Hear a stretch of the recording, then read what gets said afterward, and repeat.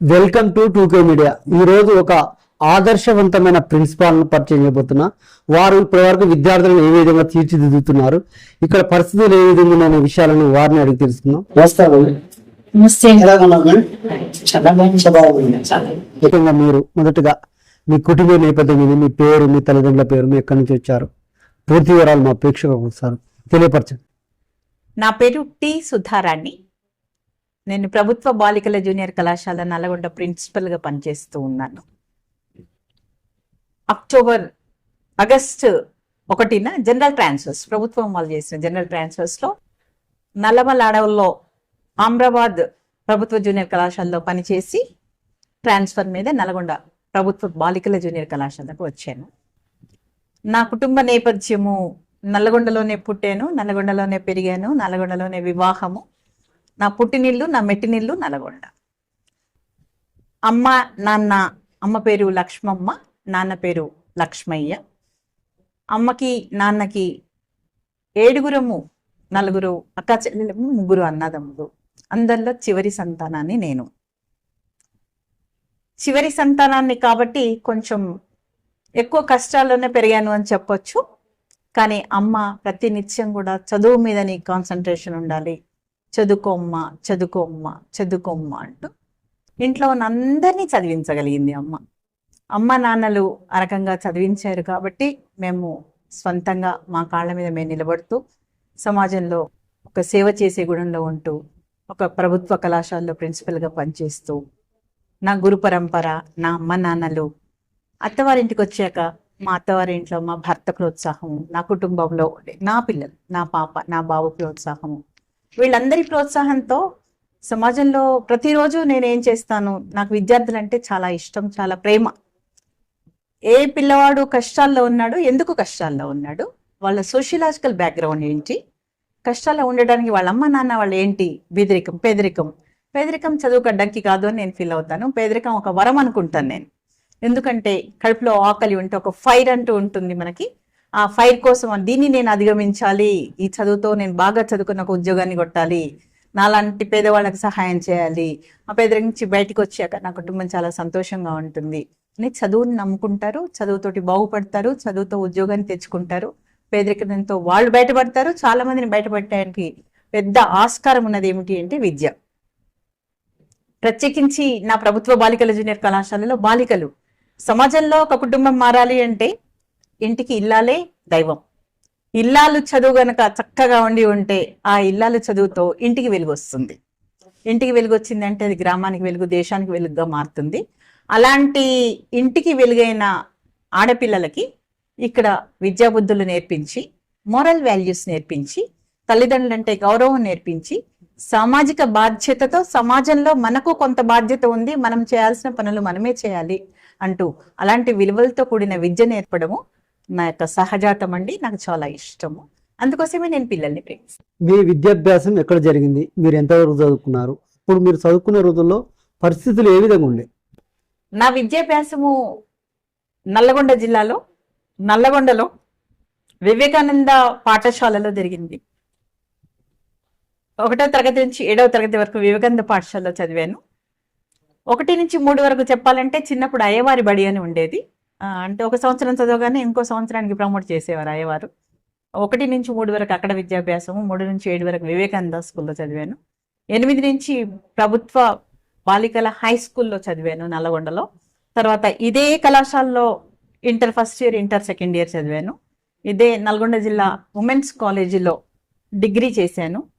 దాని తర్వాత PG Rama Reddy distance యూనివర్సిటీలో పీజీ ఎకనామిక్స్ చేశాను, బీఈడి చేశాను, ఎంఈడి చేశాను, ఎంఫిల్ చేశాను. నా విద్యాభ్యాసం అంతా కూడా 98% ప్రభుత్వ విద్యారంగంలోనే జరిగింది. చిన్నప్పుడు చదువుకున్న 1 నుంచి 7 వరకు మాత్రమే ప్రైవేట్ స్కూల్స్లో జరిగింది. అప్పటి పరిస్థితులతో పోలిస్తే విద్యారంగంలో చాలా మార్పులు వచ్చాయండి.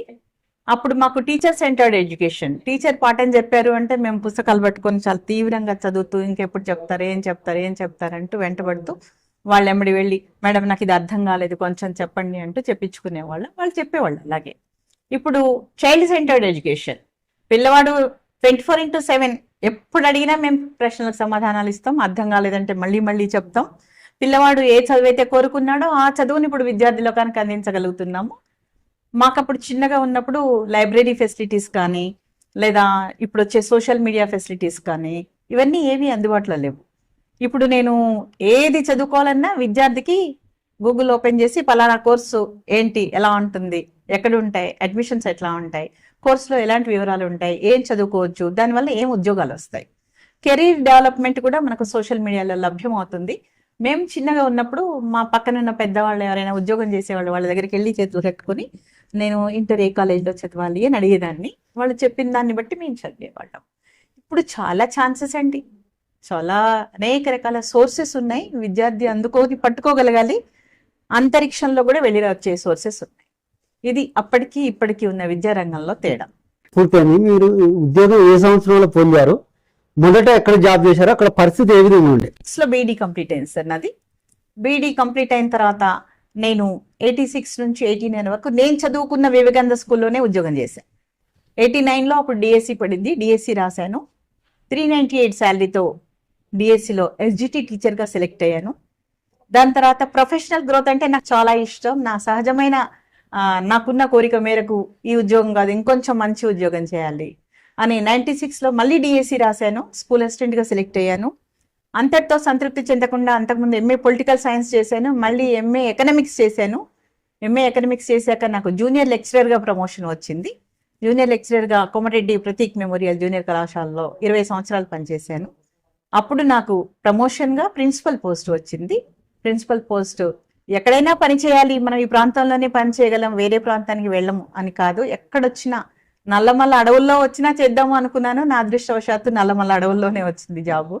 అక్కడ 3 సంవత్సరాలు 4 నెలలు చేశాక ఈ కాలేజీకి వచ్చాను. ఇది నేను చదువుకున్న కళాశాల కాబట్టి ఇంకొంచెం ఎక్కువ సంతృప్తినిచ్చే జీవితం. అప్పుడు చదువుకున్న పరిస్థితులు వేరుండే. అప్పుడు ఏంటంటే మహిళలను ఒక ఆడపిల్లని చదివించాలంటే ఒక ఇంటర్ 10th వరకు చదివించి చాలు అని ఉద్దేశంతో చదువు అనిపించేవారు. కానీ మీరు మీ తల్లిదండ్రులు కావచ్చు, మీ బంధువులు కావచ్చు, ఒక ఉన్నతమైన చదువు చదివించారు.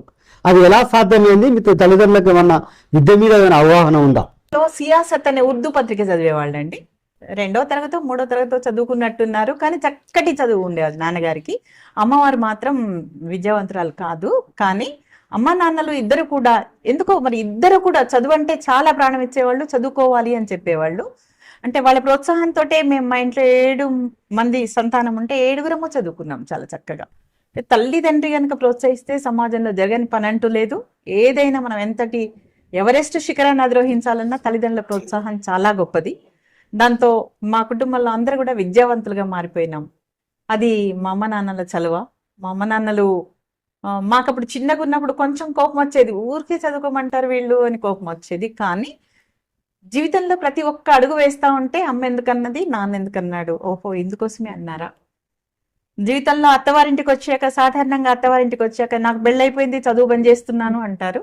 నేను నా పెళ్ళైన తర్వాతనే ఎంఈడి చేశాను, ఎంఏ ఎకనామిక్స్ చేశాను. మా భర్త లేదు నువ్వు ఎంత చదువుకోవాలంటే అంత చదువుకో. నేను గ్రూప్ 1 ఇంటర్వ్యూకి 2 సార్లు వెళ్ళొచ్చాను. గ్రూప్ 2A జాబ్ వచ్చింది, డిఐజీ ఆఫీస్లో జాబ్ వచ్చింది. ఆల్రెడీ నేను టీచర్గా ఉన్నాను కదా, అక్కడికి వెళ్ళకూడదులే, సరే ఏదో ఒక ఉద్యోగం కదా అని ఉన్నాను. కానీ నాలో ఒక పెద్ద జిజ్ఞాస, ఒక పెద్ద ఉద్యోగం చేయాలి, నేను పెద్ద ఉద్యోగం చేయాలి అనే జిజ్ఞాస నన్ను ఎప్పుడూ వెన్నుతడుతూ ఉంటూనే ఉండేది. అలా మా భర్త ప్రోత్సాహం చాలా గొప్పది. ఇంతటితో ఆపేసే ఇంకేదో ఏదో ఒక ఉద్యోగం ఉంది కదా అంటే కూడా నేను చేసేది ఏమీ లేకుండే. కానీ నేను చదువుకుంటాను అనే కోరికను మన్నించి ఆయన లేదు నీ ఎంత చదువుకుంటే అంత చదువుకో అని చెప్పారు. అమ్మ నాన్నల ప్రోత్సాహం, అత్తవారింటి ప్రోత్సాహం, 2 ప్రోత్సాహాలు జీవితంలో నన్ను ఈ స్థాయికి నిలబెట్టాయి. విద్యార్థులు మీతోటి ఏ విధంగా ఉండేవారు? ఇతరుల విద్యార్థులతో ఏమైనా మీరు ఇబ్బందులు ఎదుర్కొన్న పరిస్థితులు ఏమైనా ఉన్నాయా?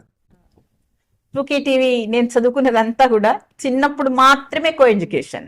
తర్వాత బాలికల హై స్కూలు, బాలికల జూనియర్ కళాశాల, ఉమెన్స్ కాలేజ్, మళ్ళీ బీఈడీలో మాత్రమే నేను, అది కూడా ఉమెన్సే. బీఈడీ పాణినీయాలో చేశాను, అది ఉమెన్సే. పీజీ దాని తర్వాతనే నాకు ప్రపంచంలో మగవాళ్ళు ఏంటి, ఆడవాళ్ళు ఏంటి ఇలా కలిసిపోయే క్రమంలో నాకైతే ఎప్పుడు సమస్య రాలేదండి. నాకు పక్కనున్న పీర్ గ్రూప్స్, మా అమ్మ వాళ్ళు బ్యాంకు వెళ్ళి ఫీజు కట్టాలి, డీడీ తీయాలి అంటే వెళ్ళనీయకపోయేవాళ్ళు. పక్కన ఎవరైనా ఉంటే కొంచెం సుదర్శన్ వెళ్ళి నా డీడీ గట్టి రావా అంటే వాళ్ళు వెళ్ళి వచ్చేవాళ్ళు. అంటే మాకు పక్కనున్న పీర్ గ్రూప్స్ కూడా ఆడ మగ అనే తేడా లేకుండా చాలా చక్కగా సహాయం చేసేవాళ్ళు. ఆ రోజుల్లో మీరు అన్నది కరెక్ట్ సార్, ఆడపిల్లని బయటికి పంపాలంటే భయపడేవాళ్ళు. ఎందుకు బయట పోవటం, ఏదో పెళ్లి చేస్తే వెళ్ళిపోతారు కదా, ఎందుకు అనవసరంగా చదివించటం. మా నాన్నగారిని అట్లా అని నిరుత్సాహపరిచిన వాళ్ళు కూడా కొంతమంది ఉన్నారు. కానీ మా నాన్నగారు చాలా లేదు లేదు మా పిల్లలు చదువుకోవాలి. మా అమ్మ మరి ఎక్కువ ప్రోత్సహించింది మా అమ్మ, చదువుకోవాలి నా పిల్లలు చదువుకోవాలి, నా పిల్లలు చదువుకోవాలి అని. ఆ కాలానికి ఈ కాలానికి తేడా వస్తే ఇప్పుడు ఏమంటున్నాము అంటే లేదు చదువు ఉద్యోగం వచ్చిన తర్వాతనే పెళ్లి అని చెప్తుంది. అది తేడా సార్. కాలేజీలో మీరు ఇంటర్మీడియట్ చదువుకున్నారని తెలుస్తుంది. ఇదే కళాశాలకు మీరు ప్రిన్సిపాల్ గా రావడం మీకు ఎలా అనిపించింది? మీకు అప్పుడు అనిపించిందా నేను ఈ కళాశాలకు ప్రిన్సిపాల్ గా వస్తానని? మీకు ఏమైనా అప్పుడు ఆలోచన వచ్చిందా మేడం?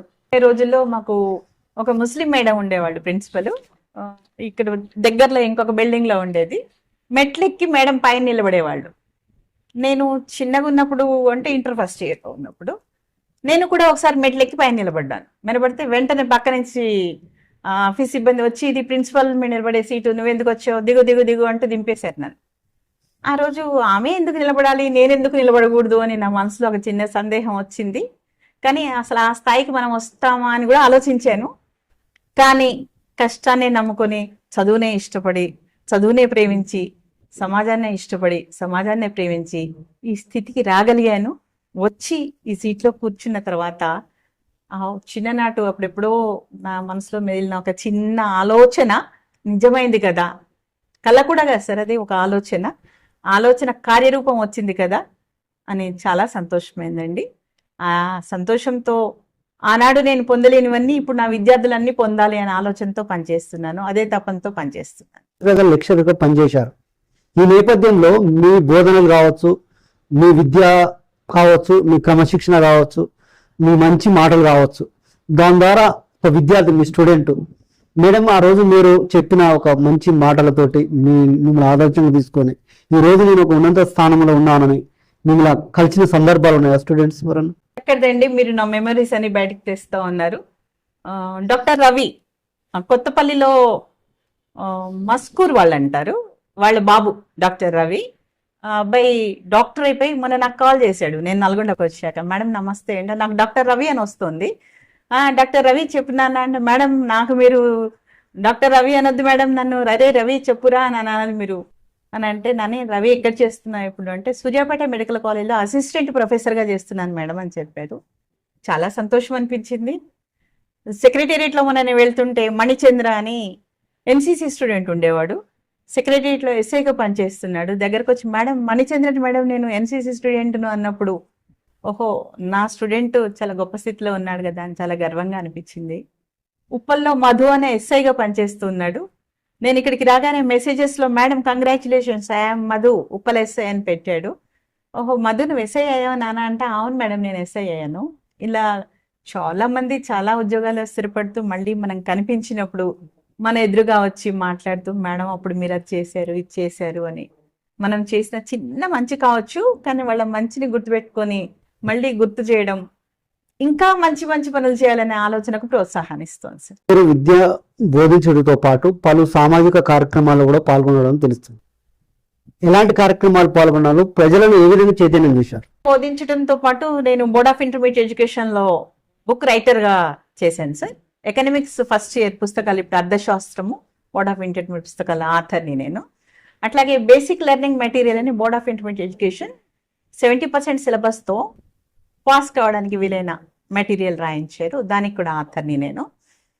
ఇలా వీటితో పాటు నా బోధనలతో పాటు సమాజంలో మంచి పనులు అంటే సార్, చిన్నగా ఉన్నప్పుడు మా అమ్మ దోసకాయల పుట్టు తీసి ఆ పుట్టంతా ఒక కవర్లో పెట్టేసి, ఒకప్పుడు కవర్స్ లేవు సార్, ఒక ప్లేట్లో పెట్టేసి కొంచెం మిగిలిన అన్నం పెట్టి ఆ మేకలు ఎక్కడ పోతాయా ఇంటి ముందర నుంచి అని మేకల కోసం చూసేదామె. ఎందుకు అబ్బాయి మేకల కోసం చూస్తుంది అంటే ఈ పొట్టు ఆ మిగిలిన అన్నము కలిపి ఆ మేకలకు పెట్టేదామె. ఓహో ఇట్లా పెట్టొచ్చు అంటే మనం కూడా సమాజంలో మంచి పనులు చేయొచ్చు అని నా మైండ్లో ఒక చిన్న ఆలోచన అట్లా ఉండిపోయింది మైండ్లో. నేను ఎర్నింగ్ స్టార్ట్ అయిన తర్వాత నేను సమాజంలో మంచి పనులు చేయాలి, సామాజిక బాధ్యత ఉంది మనకు, విద్యారంగంలో ఉన్నాము, ఎంతో మందిని మార్చడానికి వీలైన ఉద్యోగం టీచర్ ఉద్యోగం. ఇప్పుడు డాక్టర్ ప్రభాకర్ రావు గారు జడ్జిగా ఉన్నప్పుడు నల్గొండ జిల్లా కోర్టులో ఫ్యామిలీ కౌన్సిలర్గా ఉన్నాను నేను. చాలా ఫ్యామిలీస్ విడిపోతూ ఉంటాయి, చిన్న చిన్న విషయాలకు విడిపోతూ ఉంటాయి. వాళ్ళని కౌన్సిలింగ్ చేసి తిరిగి కలిపే క్రమం. అట్లా కౌన్సిలర్గా చాలా సంవత్సరాలు పనిచేశాను. దాని తర్వాత లయన్స్ క్లబ్ ఆఫ్ నల్గొండ స్నేహాలో ప్రెసిడెంట్గా పనిచేశాను. అంటే సమాజంలో పేదరికం ఎక్కడ ఉందో మన వంతు శక్తి చంద్రునికి ఒక నూలు పోగులాగా ఎవరెవరికో సన్మానాలు చేస్తూ ఉంటాం. కాదు కాదు, నిజంగా చేయవలసిన వాళ్ళు అట్టడుగు వర్గంలో ఉన్న నిజమైన పేదవాళ్ళు, వాళ్లకు చేయాలనే ఉద్దేశంతో వృద్ధాశ్రమంలో పండ్లు, వాళ్ళకి కావాల్సిన సబ్బులు అలాంటివి ఇవ్వడము, ఎక్కడైతే విద్యార్థులు చదువుకోవడానికి నోచుకోక ఫీజులు కట్టలేని స్థితిలో ఉన్నారో వాళ్ళకి ఫీజులు కట్టడము, ఎక్కడైతే అనాథ ఆశ్రమాల్లో ఒక 100-200 బెడ్షీట్స్ చలికి వాళ్ళకు బాగా కష్టపెడుతున్నారో అని ఇవ్వడము. ఒక 6 సంవత్సరాలు నేను లయన్స్ క్లబ్ ఆఫ్ నల్గొండ స్నేహ ప్రెసిడెంట్గా ఉన్నప్పుడు డిసెంబర్ 31వ తేదీ అర్ధరాత్రి అందరూ అనేక రకాల సెలబ్రేషన్స్లో ఉంటారు. ఆ రోజు పొద్దున్నే జనవరి 1 వస్తుందని మేము మాత్రము మా టీం ఒక 10 చెద్దర్లు మా కార్లో పెట్టుకొని ఎస్పీ గారి పర్మిషన్ తీసుకొని నల్గొండ జిల్లాలో ఎక్కడెక్కడ రోడ్డు మీద ఎవరు పడుకున్నారు చూసి వాళ్లకు కామ్గా, అసలు వాళ్ళని డిస్టర్బ్ చేయకుండా ఆ చెద్దర్లు కప్పి వచ్చామండి. అది అంటే నాకు డిసెంబర్ 31 సెలబ్రేషను, జనవరి 1 సెలబ్రేషన్స్ కన్నా నేను చేసిన పని నాకు చాలా సంతృప్తినిచ్చింది. సమాజంలో ఎవరికైతే బీదవాళ్ళకి సహాయం చేస్తానో, లేని వాళ్ళకి ఏదైనా పెడతామో, మనం చేసే చాలా చిన్న సహాయం కావచ్చు, కానీ అది చాలా గొప్ప సంతృప్తినిస్తుంది నాకు. అందుకోసమని నేను సామాజిక బాధ్యతతో సామాజిక సేవల్లో పాల్గొన్నాను. ఉద్యమంలో విద్యార్థులను చైతన్యపరచడంలో మీ పాత్ర ఏ విధంగా పోషించారు? రాష్ట్ర సాధన ఉద్యమంలో 42 రోజుల ఉద్యమంలో క్లాక్ టవర్ సెంటర్లో 42 రోజులు ఉన్నాం సార్. మేము జై తెలంగాణ అంటూ మా కళాశాల విద్యార్థుల్ని, అక్కడ వచ్చిన వాళ్ళని కూడా మాటలతో తెలంగాణ వస్తే ఈ విధంగా ఉంటుంది, మన తెలంగాణ మనం తెచ్చుకోవాలి అంటూ చాలా 42 రోజుల్లో 2-3 రోజుల రిలే నిరాహార దీక్షల్లో పాల్గొని విద్యార్థులందరినీ చైతన్యం చేసి, నాన్న మన తెలంగాణ మనం తెచ్చుకోవాలి, ఇది మనని మనం పరిపాలించుకునే స్థితి, సంతోషం. అప్పుడు ఆనాడు 1947లో స్వాతంత్రం వచ్చినప్పుడు మనం ఎలాగూ పాల్గొనలేకపోయాం, ఇప్పుడైనా మన స్వాతంత్రం కోసం మనం పాల్గొందాం, మన తెలంగాణ మనకు వస్తే ఇట్లా ఉంటుంది నాన్న అని వాళ్ళని చైతన్యపరిచి వాళ్ళందరినీ తీసుకెళ్ళి చాలా ఆసక్తితో, చాలా అనురక్తితో, తెలంగాణ మీద అనురక్తితో పనిచేశారు. మీరు ప్రస్తుతం సమాజంలో జరుగుతున్న సమస్యల్లో ఎవరైతే చిన్న విద్యార్థులు కావచ్చు, విద్యార్థిని యువతులు కావచ్చు, ప్రేమ పేరుతో మోసపోయాం మేడం, మేము ఇబ్బందులు ఎదుర్కొనే పరిస్థితి వచ్చింది అని మీ దగ్గరకు వచ్చి ఎవరన్నా చెప్పుకున్న సందర్భాలు ఉన్నాయి? బాలరాజ్ జూనియర్ కళాశాల మామూలుగా నేను పాఠం చెప్పేటప్పుడు మేడం ఇవాళ కొంచెం ఏదైనా విషయం నేను వస్తే పిల్లలతో డిస్కస్ చేసేదాన్ని.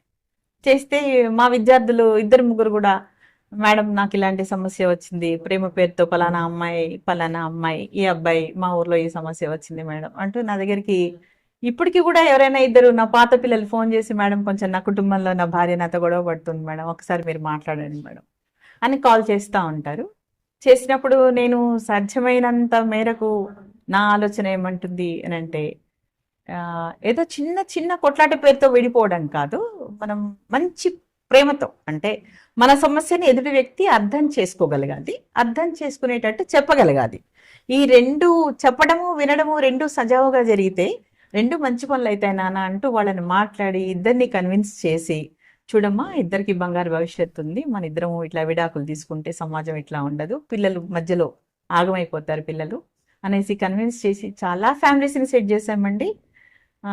అది కూడా ఏంటి అంటే, విద్యార్థులు ఓహో నన్ను నమ్ముకున్నారు, ప్రేమ పేరుతో మోసపోయినారు అని అంటే, మోసపోవడం ఒక సమస్య.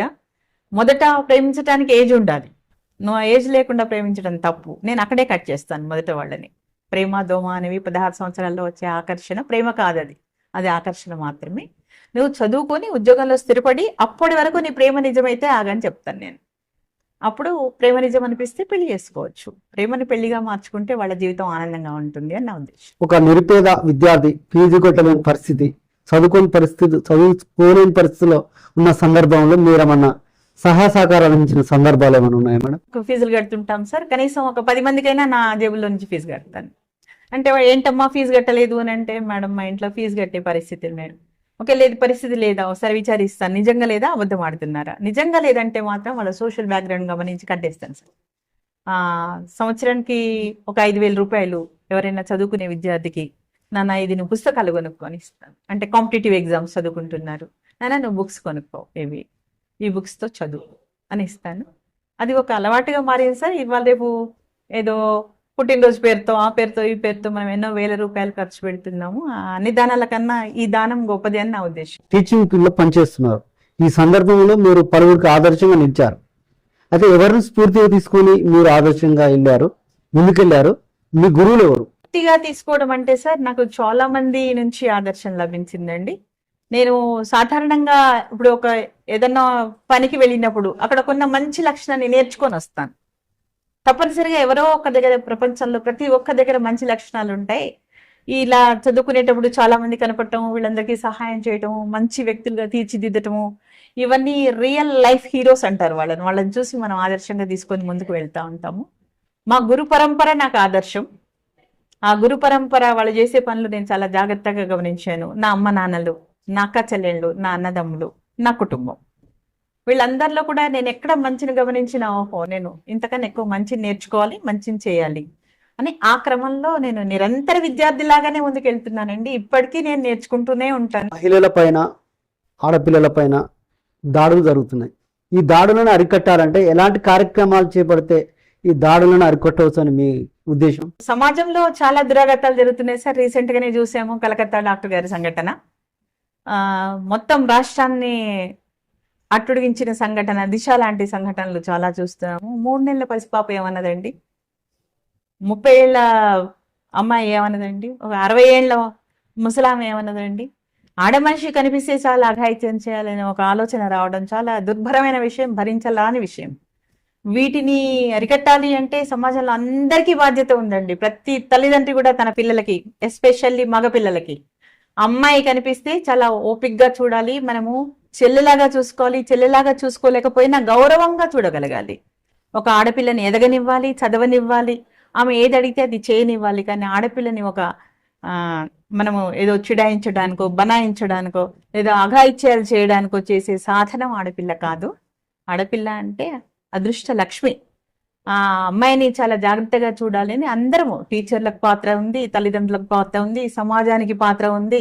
ఓ ఆర్టీసీ బస్సు ఎక్కుతాం, ఆర్టీసీ బస్సులో కూడా ఆడపిల్లల్ని ఎవరో వెనక సీట్లో ఉన్న మగపిల్లవాడు ఏదో ఒకటి అనటం, అలాంటివి చూసినప్పుడు నేను స్పందిస్తూ ఉంటాను. బాబు ఎందుకు అలా అంటున్నావు, ఏం అవసరం నీకు, అమ్మాయి ముందు కూర్చుంది, నీ పని నువ్వు చేసుకో, అమ్మాయి పని అమ్మాయి చేసుకుంటుంది.